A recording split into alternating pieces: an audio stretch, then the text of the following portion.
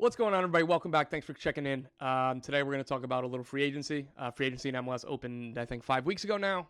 Preseason opened over the last week for a bunch of clubs. Things are getting more real. The season's getting closer. There are still a few big-name free agents out there available. I've got the latest news on a couple of those. And then I'm going to run through my top 5 free agency signings of the offseason to just put a little bow on this topic. Right now, most of the top free agents are off the market. A lot of teams move quickly, and in the cases of the 3 players I'm going to be talking about next, all of these teams, like the preference would be that these deals were done and signed, and particularly in Kellyn Acosta's case. But things are not set yet, and a few teams are still in the mix. So let's start with Kellyn Acosta. For me, he was the number 2 free agent available this winter behind Miles Robinson. He's been heavily pursued by the Chicago Fire. I believe he was visiting the Fire day 1 of free agency. Look, and Miles Robinson was in Cincy day 1 of free agency. That usually lends to who the favorite is. He has not agreed to anything with Chicago. Chicago continue to push. Chicago really want to make him kind of a key signing, a key face of their rebuild and the future. But nothing's done there yet. Sporting Kansas City are also in the mix. They are pressing as well, hoping for an answer soon. They can't wait around forever. And a late team to come into the mix, and I believe would be one of the finalists for Kellyn Acosta, are the Colorado Rapids. Acosta played for the Rapids for a few years. He was integral to a lot of the things that they did, a lot of the positive stuff they did. He really broke into the national team while he was with Colorado. He was in and out when he was with Dallas. Goes to Colorado, finds kind of the next step in his career, and he was there for a few years and then traded to LAFC. Acosta would be very, very good for this Rapids team. And this Rapids team all of a sudden looks pretty solid, pretty strong with what they've done so far this offseason. Sam Vines officially signed today. Georgi Mihailovic has been officially signed. Zach Steffen officially signed. Omir Fernandez. I think that he would Kellyn would fit really well as a 6 in this system. It'll be more of a transition system than in previous years, and that's what they wanted this offseason. So under Chris Armas, that's what they're going to get. They are going to make one more big signing, and that's a starting caliber defensive midfielder. Kellyn Acosta would be wonderful for them. There has been conversations. This is something that I believe is definitely in the mix. Again, at this point, it's still somehow too early to kind of say who's the favorite. There's been some interest from championship clubs. I don't know how real or how serious that would be for Acosta or what the finances would look like. You know, I feel very confident in saying that he would get more from Chicago, Kansas City, or Colorado if he stays in MLS than if he took a championship offer. But again, there's no championship offers on the table or anything. That's just something to kind of be considerate of. But Kellyn Acosta, the number 1 free agent available right now, Chicago, Colorado, Kansas City. Those are 3 teams that you need to watch. Another big name on the market, former MLS MVP Carlos Vela. The LAFC legend is still out of contract. He's in talks with LAFC still about a potential return, sources say, but didn't sound like there was a lot of urgency on either side. Didn't sound like anything is imminent. Curious to see where this goes. He's been linked with some teams in Spain. He's been linked with some teams in Mexico. Carlos Vela, for me, is still a very quality player. Just depends on if it would be a DP deal or not. I'd imagine that LAFC don't want to do it. And I imagine that Carlos Vela is trying to maximize his earning potentials and would point to everything he's done for this team. So that's probably where negotiations are at right now. I can absolutely drop the people's elbow, spike into the 4th row, the erroneous rumor that the LA Galaxy were seriously pursuing Carlos Vela. There's just absolutely no truth to that. There was no conversations. They weren't talking numbers. Because they weren't talking. Like, that's just complete nonsense. Don't worry about it. That's just people deducing. Will Kuntz, who previously worked for LAFC, now he's with the Galaxy. He has a relationship with Vela. Nothing there, as far as I understand. I guess things can change, but feel very confident at this moment that that's not an option. The Galaxy are signing Gabriel Peck, and they're working on Joseph Pancil and some other kind of targets for that other DP spot. Don't believe it's Vela. Lastly, another big name, another veteran, another club legend, Alejandro Bedoya. He's still in talks with the Philadelphia Union. I've been hearing for weeks that things were, quote, close. And every time I ask for an update, I'm still told things aren't done. I guess that there's some language in the agreement or some language in the... I guess there's some language in, potential deal here that needs to be okayed by the league. And it's a little bit less straightforward than just your average free agency deal. So they're working through that stuff. Again, I still assume that this is where it's going to end. I remain very, very surprised that this wasn't taken care of before preseason started. But everybody I talked to was expecting Alejandro Bedoya to be back with the Philadelphia Union. But again, nothing is done until the papers are signed and finalized and announced and everything else, right? Bedoya was initially told he wasn't coming back this year. He wasn't in the plans. And all parties kind of came back to the table, put their emotions aside, reset everything. And now they're close to a return. But again, I guess things can change and nothing's been signed. And it's a little bit more complicated than just a regular free agency agreement. As for deals that were already done, I've got a few favorites. Let's rip a top 5. For number 5 for me, Nico Lodeiro going to the Orlando City. I really like this move. It's a non-DP deal. He's replaces Mauricio Pereira pretty seamlessly, and not just because they're both Uruguayan number 10s. Lodeiro is going to age fine because of his work rate and ability to impact the game and to not be a passenger off the ball, right? Like, so maybe he won't have 15 assists next year. Maybe he won't play 2,500 minutes or even 2,200 minutes next year or this year. But, like, he's not going to be a liability. He's going to be someone that I think fits really well in this attack. Like, he's probably going to be their best pure chance creator, depending on what Martino Ojeda brings to the table this year, because Facundo Torres is more of a goal-scoring winger, and they definitely needed another like pure chance creator to choose from in that midfield. 4, Corey Baird, FC Cincinnati. I absolutely love this fit. Corey Baird is coming off his career best year with the Houston Dynamo, playing as a center forward in a 4-3-3.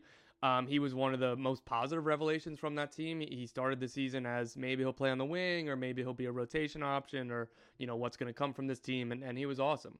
I think he fits best as a forward in a strike partnership. And that's what he'll have in Cincinnati. And you look at Cincinnati under Pat Noonan and Chris Albright and the coaching staff and the front office and everything else. Look at all the attackers who just instantly got better under this regime. Brenner, Vasquez, Bupenza looked good. I mean, he's had his own issues. Lucho Costa went from very good to league MVP. You just kind of go on down the line. Attacking players just are better in this system under this regime, under this staff. And I think Corey Baird is another option for that. Like, again, playing as a second forward, his work rate, his pressing is going to fit in really well with this team. He's going to get a ton of chances. He's going to create a ton of chances. It's difficult to theoretically be the replacement for Brandon Vasquez after his $8.5 million move to Monterrey. But I think Corey Baird is a very smart signing, a very reasonable deal. He's, you know, something, you know, a little bit of TAM, not like max TAM or anything like that. Like, I really like the signing for Cincinnati. Number 3, Max Crepeau to the Portland Timbers. Look, Portland have had issues at goalkeeper for a while. They've been, you know, Ivicic in and out of the team. Last year, David Bingham was mostly the starter. They went out on the market and got the best goalkeeper available in free agency. Well done by Portland. He's a win-now type move. He's going to age well. Like, he's got several more years in his prime. Canadian international. Phil Neville coming in as a new head coach with now Crepeau joining, and Kamal Miller acquired in a trade from Inter Miami. Phil Neville's brief stint as assistant manager for the Canadian national team is working out pretty well, I'd say, for the Portland Timbers. But look, Max Crepeau, it goes from something that was a weakness to now it's a strength. And this was probably the most glaring weakness that this team had, that or central defense, which they already fixed with Kamal Miller. I just really love this signing. It's not too deep. It's pretty simplistic. It's, hey, we needed a goalkeeper. Let's go get the best goalkeeper on the market. Well done by Portland. Number 2, Julian Gressel to Inter Miami. I really love this for a number of reasons. Miami are going to play about 1 billion games this year, and Julian Gressel can play really well at 3 different positions: right back, central midfield, and right wing, or, you know, right wing back, whatever you want to call it. He's going to get a ton of minutes at a lot of these positions. As far as I understand, Tata Martino doesn't see him as like his preferred right back, in that he'd rather have Julian Gressel be a wing back, central midfielder, or winger. But with all of the games, he's going to play a lot of these positions. Miami's biggest issue last year was when Lionel Messi was out, and I guess to an extent Alba was as well, they really struggled to create. And Julian Gressel and nobody else on this team or in this league can be a Lionel Messi replacement, but he offers a different angle, a different way of creating chances that isn't reliant on Messi. His crossing ability is second to none in this league. Luis Suarez obviously thrives off of service. Leo Campagna, probably more so, in that if you give him good service, he'll score. He's more limited than Suarez, obviously, and that's why kind of he'll be second choice to Suarez this year. But he's going to play a ton of minutes. So the games that the idea that Gressel can both fit with Messi, Alba, Suarez, and all of them, but also be like a primary creator, or, you know, something resembling a primary creator when the likes of Messi and others sit, it's really, really huge. It's really key. I absolutely love this signing for Inter Miami, and I really love this fit for Julian Gressel. Number 1 for me here is Miles Robinson to FC Cincinnati. Again, this is pretty straightforward, like a couple of these other ones. Miles Robinson was the best player on the market in free agency this season, by my accounting at least. People can disagree, but for me, Miles Robinson was the top free agent. Not only is he leaving Atlanta United, he's coming to Cincinnati. It was something that was already a strength, like since he were losing Yerson Mosquera, but they have reigning defender of the year, Matt Miazga, already in defense. They have defensive midfielder Obi Nwobodo, who has been awesome since he signed. Like, they're adding to his strength, and while the attack is going to probably take a step back without Brandon Vasquez, and kind of who knows what's going to happen with Alvaro Barrial over the next 10 days, Miles Robinson gives them, I guess he could be a new identity, right? Like, they're going to play the same, but maybe instead of 3-1 games that they win, that they could win 1-0 or 2-0. Like, I think Miles Robinson is going to excel in this system. I think he was very good for Atlanta just in general over the last few years, injuries notwithstanding. I think he's going to be better in Cincy because this system fits him. He'll kind of be more of like a hunter off the ball. Like, he'll be a ball winner. Matt Miazga can be more of the cover, or Ian Murphy or Nick Hagwin or what have you. This accentuates his strengths. And again, he's not a liability in possession or anything like that, but the way that Atlanta plays is more possession-based than pressing-based. And I think that Miles Robinson will be a little bit better in a pressing system. So again, the reigning Supporters Shield champions going out and getting the best player on the free agency market, even before a couple of these other players left, like Vasquez and Barry also hasn't left, right? Like, they went from strength to strength. They were very proactive, and this is a really great signing by FC Cincinnati. The only drawback is that it's a 1-year guarantee plus a mutual option, I believe, for year 2. The only drawback to this is that it isn't a 4-year deal and that they're just wiping their hands clean 100%. We've got Miazga and Robinson for the next 4 years. Like, we're going to be one of the best teams in the league. Like, starting point between them and Alejandro Acosta. That's the only drawback, but the only way they were getting this deal signed was if it was short-term like this. So they'll reassess again in a year, all parties, and see if they can come to another long-term agreement. But look, worst case scenario, they just went out and got the best free agent on the market. And if that's for 1 year, 2 years, or long-term, it's a great signing. That'll do it. A little free agency update. Curious to see how these things shake out. We've got a couple more, less than a month, almost exactly a month until the first regular season game of the season. CONCACAF Champions Cup starts before that. Very excited. I'm going to keep on trying to bring you news and analysis and everything else. But, January was always going to be pretty news heavy just in terms of what I was going to bring. So there will be some more evergreen type things, or maybe non-hard and fast news stuff that hopefully I'll bring to the table in the near future. And, hey, hopefully you'll like it.